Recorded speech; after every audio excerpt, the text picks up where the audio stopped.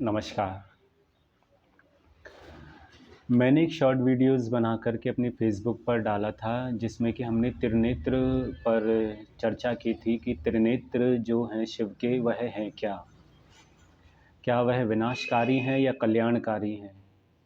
क्योंकि हमें कुछ ऐसा ही बताया जाता है कि वो विनाशकारी हैं, यदि उनका तीसरा नेत्र खुल जाएगा तो इस ब्रह्मांड का, इस सृष्टि का विनाश हो जाएगा और जब-जब भगवान शिव का तीसरा नेत्र खुलता है, तब-तब नए युग का सूत्रपात होता है, ऐसा भी कहा जाता है।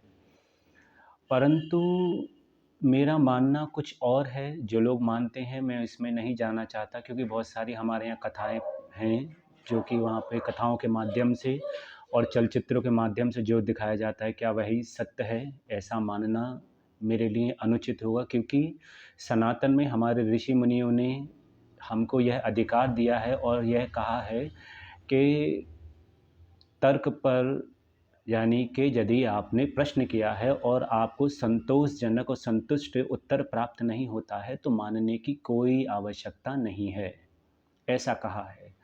तो मेरा मानना इसी पर कुछ और है, भगवान शिव को जिस तरीके से दर्शाया जाता है, त्रिनेत्र हैं क्या? और त्रिनेत्र के साथ-साथ मैं यह भी कहना चाहूँगा कि हम माथे पर तिलक लगाते हैं, त्रिपुंड लगाते हैं, भस्म लगाते हैं। तिलक हमारा कंठ पर भी दिया जाता है, ठोड़ी पर भी दिया जाता है, भुजाओं पर भी दिया जाता है, उदर पर भी दिया जाता है, परंतु महत्व जो है वो माथे पर लगे हुए तिलक का ही होता है। यह हमारे मान-सम्मान का प्रतीक है, जो माथे पर तिलक लगाते हैं।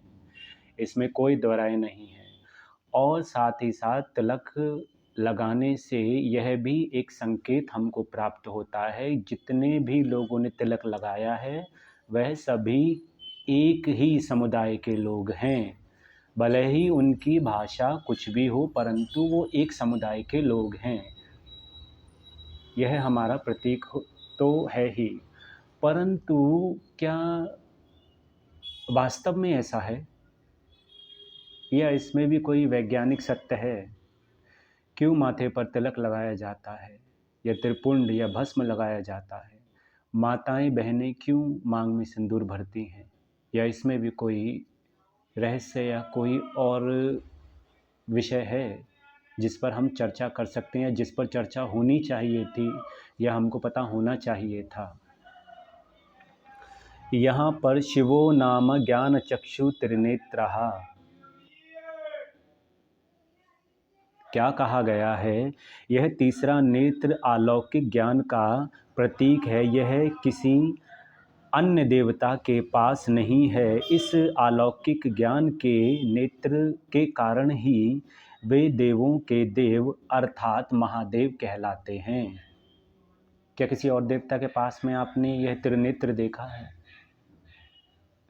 और हमको त्रिनेत्र उनके जो सांसारिक हमारे नेत्र हैं या भगवान शिव के जो नेत्र हैं, वही तीसरा नेत्र उनके मस्तिष्क पर दिखाया जाता है।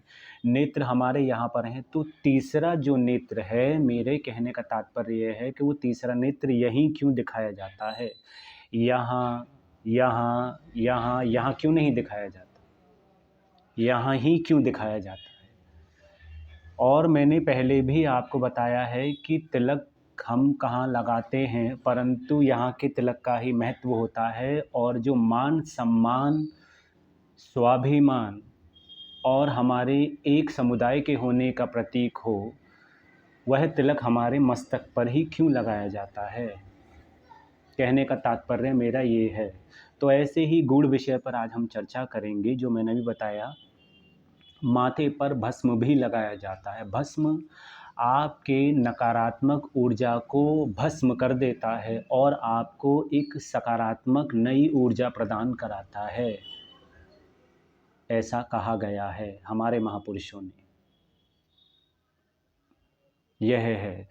तीसरा, त्रिपुंड का अर्थ क्या है? भगवान शिव के माथे पर 3 समांतर रेखाएं, यह 3 गुणों को दर्शाती हैं। कौन कौन से 3 गुणों को दर्शाती हैं? पहला, सत्व गुण, रजस और तमस गुण।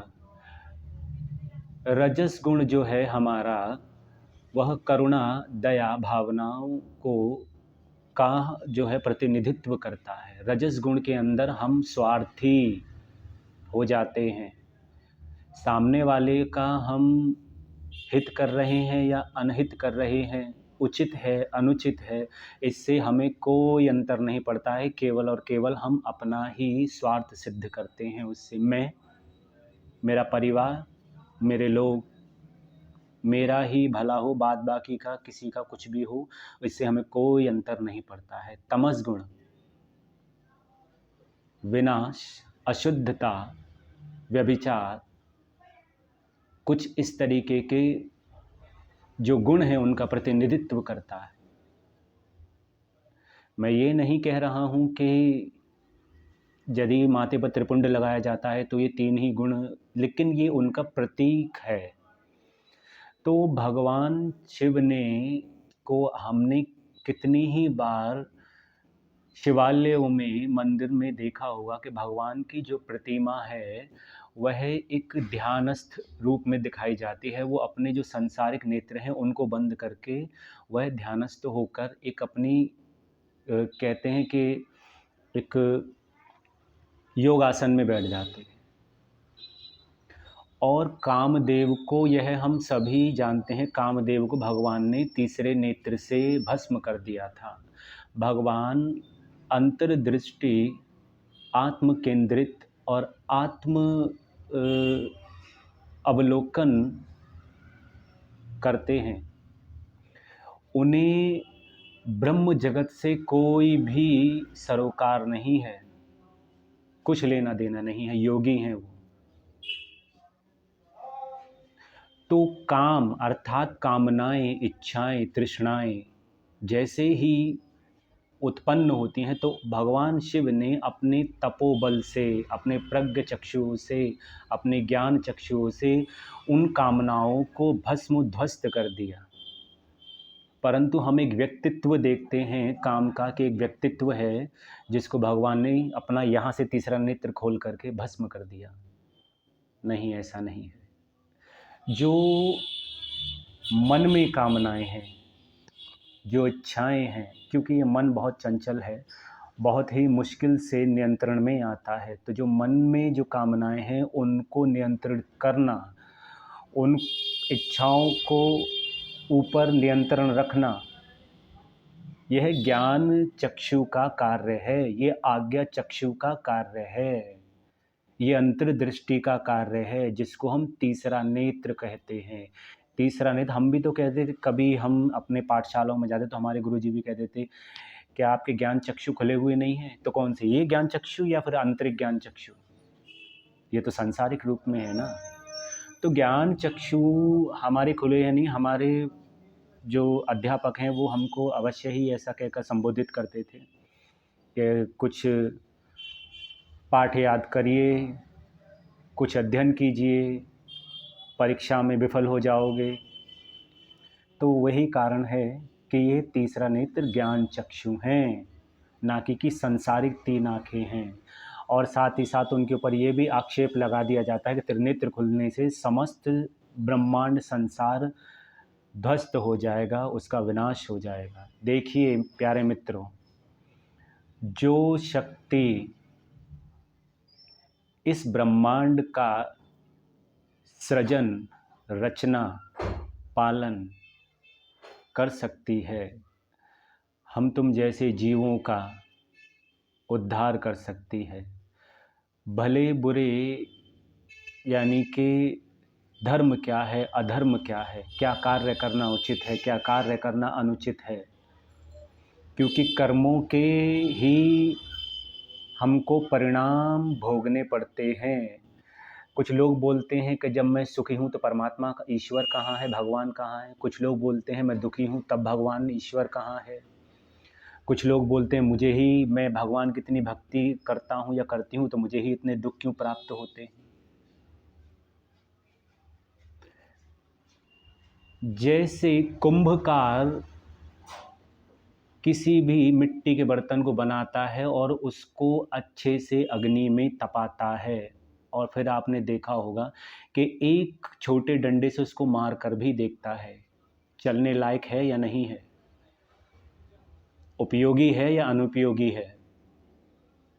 तो भगवान भी कुछ ऐसी ही परीक्षाएं लेते हैं जो कष्ट भक्तों के मार्ग में आते हैं, परंतु जो लोग यह कहते हैं कि जब मैं प्रसन्न हूँ तब भगवान कहाँ हैं, मैं इतना दुखी हूँ तब भगवान कहाँ हैं, और हम बोल देते हैं कि क्या हमारी जो भक्ति होती है वो भी किसी न किसी लालसा से ही जुड़ी होती है। भगवान मेरी नौकरी नहीं लग रही है, कहीं मेरे को अच्छी नौकरी मिल जाए, मेरा घर मकान बन जाए, 10-20 मेरे घर में नौकर चाकर हों, करोड़ों रुपए मेरे पास में हों, मेरी बेटी की शादी नहीं हो रही है, मेरे बेटे की शादी होगी उसके बच्चा नहीं हो रहा, उसके पुत्र प्राप्ति हो, पुत्री प्राप्ति ना हो, ये देखो मूर्खतापूर्ण बात, पुत्र की प्राप्ति हो, तो ये तो लालसा से संबंधित है। आपकी भक्ति कहाँ है, कहाँ कहाँ की आपने भक्ति भगवान की, ये तो आपकी लालसा है कि भगवान की भक्ति करने क्यों करना चाह रहे हैं, क्योंकि हम उनसे अपना कोई कार्य सिद्ध कराना चाह रहे हैं। तो भगवान जो है क्या उचित है क्या अनुचित है, यही अपनी अंतर्दृष्टि से ही पता लगा लेते हैं, ज्ञान चक्षुओं से ही उसका आकलन कर लेते हैं। तो स्वार्थ से हम भक्ति करते हैं, ये तो हमारी भक्ति के करने के कह सकते हैं बहुत सारे ढंग हो सकते हैं, निस्वार्थी होकर हम भक्ति नहीं कर सकते। कोई ना कोई कार्य तो हमको सिद्ध कराना ही है, हम किसी ना किसी रूप में भगवान को मानते हैं, परंतु कोई ना कोई उसके पीछे स्वार्थ ही होता है हमारा, निस्वार्थ नहीं होते हम।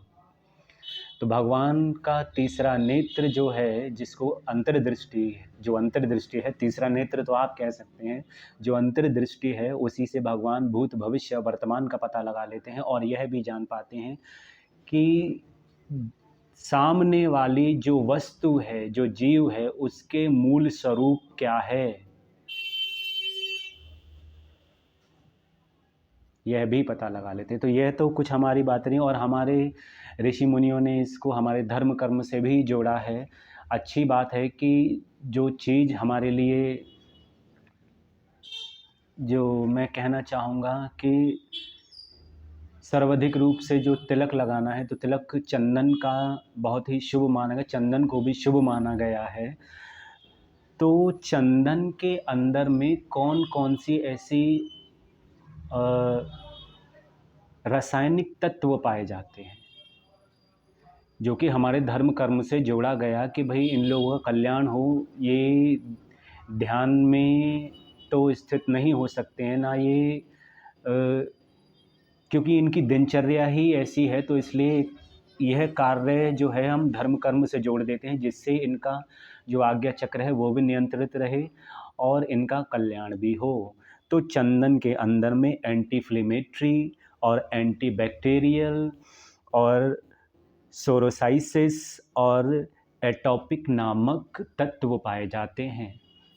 जैसे हमारी त्वचा रोग हमको हो जाता है, कहीं सूजन हो जाती है, जलन पड़ने लगती है हमारे, कुछ इस प्रकार के, तो चंदन लगाने से उनको शीतलता प्रदान होती है।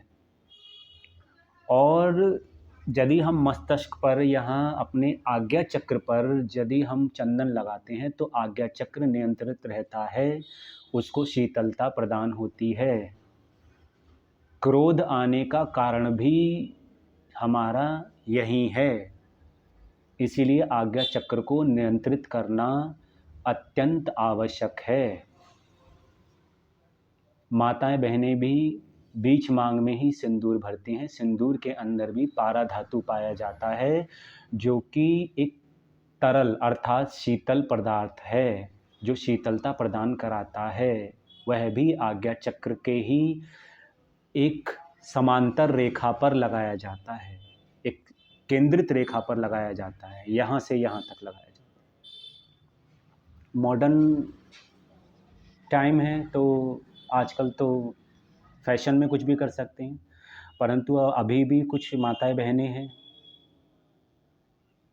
जो रूल एंड रेगुलेशंस को फॉलो करती हैं, और हम पता नहीं कितने रूल और रेगुलेशंस को फॉलो करते हैं।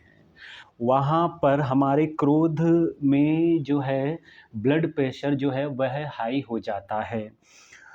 वहीं क्योंकि थैलेमस हाइपोथैलेमस और स्ट्रेस हार्मोन्स निकलते हैं जो हमारे दिल की धड़कन को तेज कर देते हैं। उसका कारण हमारा क्या होता है, हमारा जो क्रोध है वो अनियंत्रित होने लगता है।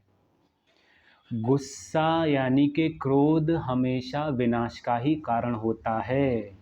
आप पूरे इतिहास उठा करके देख लीजिए, क्रोध में किया गया कार्य, क्रोध में लिया गया कोई भी निर्णय, क्रोध में उठाया गया कोई भी पग आपको लाभ नहीं पहुंचाएगा, आपको हानि ही पहुंचाएगा। इसीलिए कहा गया है क्रोध को नियंत्रित करना चाहिए, उस पर नियंत्रण रखना चाहिए। अब रखे कहाँ से? तो इड़ा, पिंगला और सुषुम्ना नामक जो आपकी नाड़ी है वह ये अंतर्दृष्टि त्रिनेत्र से ही संबंधित हैं। मूल आधार चक्र अर्थात जो 7 चक्र हैं हमारे शरीर के अंदर में, मूल आधार चक्र है हमारा, और स्वादिष्ठान चक्र है, अनाहत चक्र है, विशुद्धि चक्र है, आज्ञा चक्र है, सहस्त्रार चक्र है। ये हमारे 7 चक्र हैं और हमारा आज्ञा चक्र यहीं पर है, अर्थात जो हमारे पूरे शरीर को नियंत्रित करता है। हमें क्या करना उचित है, क्या करना अनुचित है, क्या करना चाहिए, क्या नहीं करना चाहिए। हमारी जो दैनिक क्रियाएं हैं वह दैनिक क्रियाएं कैसी होंगी, भविष्य के हमारे जो भी विचार हैं या जो भी हमारी योजनाएं हैं वो भविष्य में क्या होंगी, वर्तमान में मुझे क्या करना है, भूत में क्या मेरे साथ घटित हो चुका है, ये सारी क्रियाएं हम हमारे आज्ञा चक्र से ही नियंत्रित करते हैं। यदि आज्ञा चक्र पे हमारा नियंत्रण नहीं है तो पागल कहने में हमें कोई गुरेज नहीं होगा, सोचने समझने की शक्ति चली जाती है। तो मेरा कहने का यहाँ जो तात्पर्य है, वहीं क्रोध को एमिगडाला नामक और हाइपोथैलेमस मिलकर बढ़ाते हैं और क्रोध को नियंत्रण करने का कार्य प्रीफ्रंटल कॉर्टेक्स करता है। देखिए, प्रीफ्रंटल कॉर्टेक्स करता है, और ये प्रीफ्रंटल कॉर्टेक्स है क्या? फिर वहीं आ गए हम। यहाँ हमारे जो अग्रभाग में जो स्थित है, यानी कि आज्ञा चक्र, ज्ञान दृष्टि, वहीं यह स्थित रहता है। और यही हमारे जितने विचार हैं, जो कार्य हैं, जो भावनाएं हैं, जो भी हमारी दैनिक क्रियाएं हैं, जो हमारा सोचना है, जो विचार करना है, वह सभी प्रीफ्रंटल कॉर्टेक्स नियंत्रित करता है। इसीलिए अंतर्दृष्टि होना आवश्यक है। और एंटी इन्फ्लेमेटरी और एंटी बैक्टीरियल और सोरासाइसिस और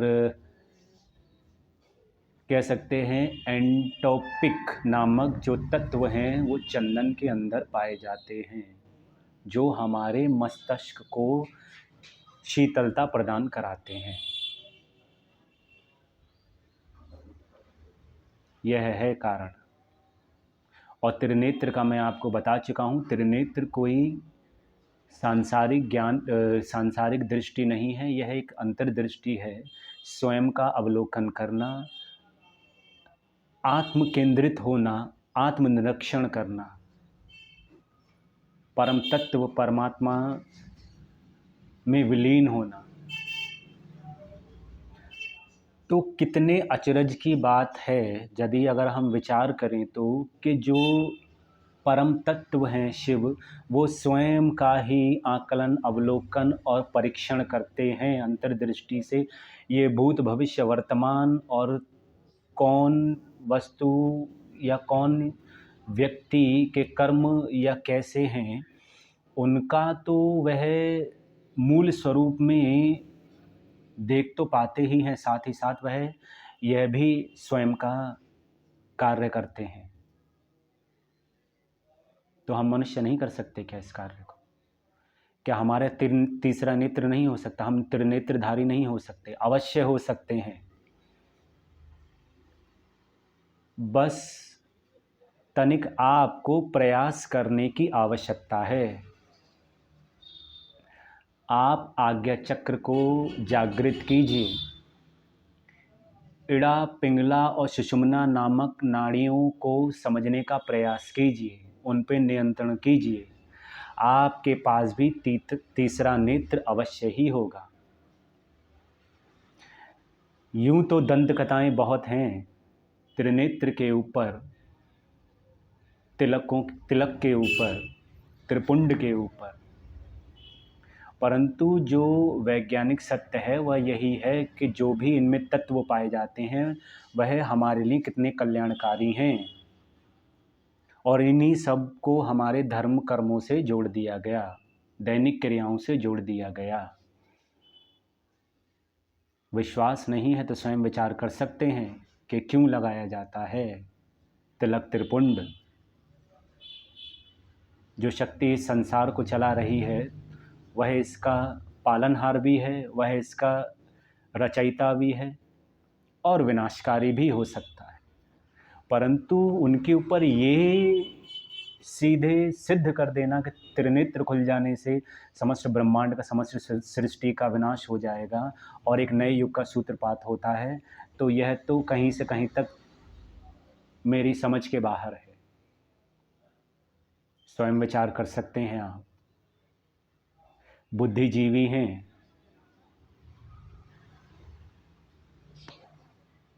शुभ रात्रि।